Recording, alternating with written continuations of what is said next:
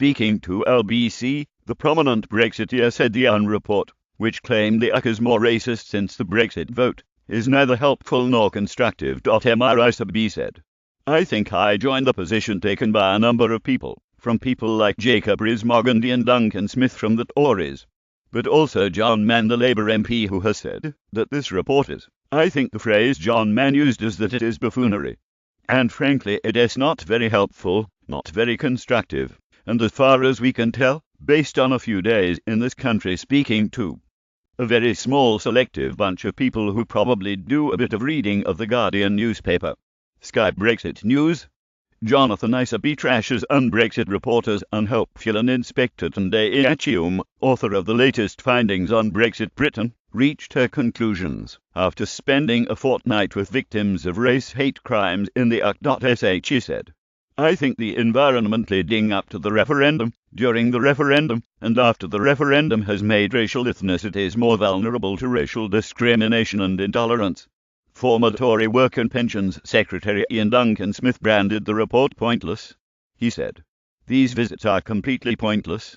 They are politically motivated, they are inspired by the extreme left, and the idea is to kick the UK. The Foreign Office always allows these people in, but whatever she produces it will be fit only for the waste bin. I hope her report is brief, but it'll make it easier to dispose of.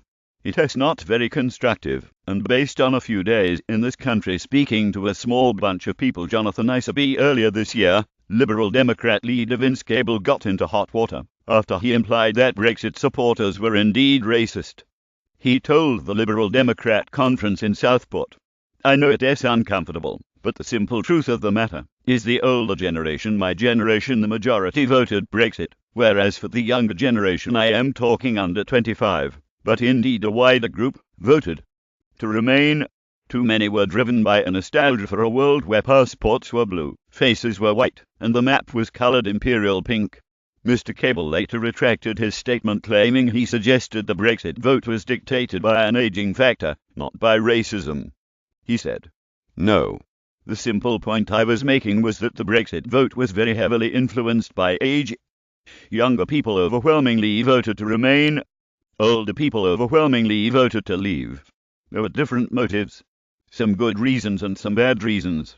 After all that we've experienced in the last few weeks around the immigration debate, I mean, the ugly truth is that race has been a key factor in British politics. I was simply making this quite explicit. Of course, large numbers of older people voted Brexit for what they thought were very good reasons. The UN has already produced a report that said a disproportionate number of black people and other ethnic groups die in police custody in Britain. A panel of human rights experts ruled the deaths reinforce the experiences of structural racism, over-policing and criminalization of people of African descent and other minorities in the UK. Earlier this year, another UN rapporteur who visited the UK concluded that the country had a troubling attitude towards social housing policies,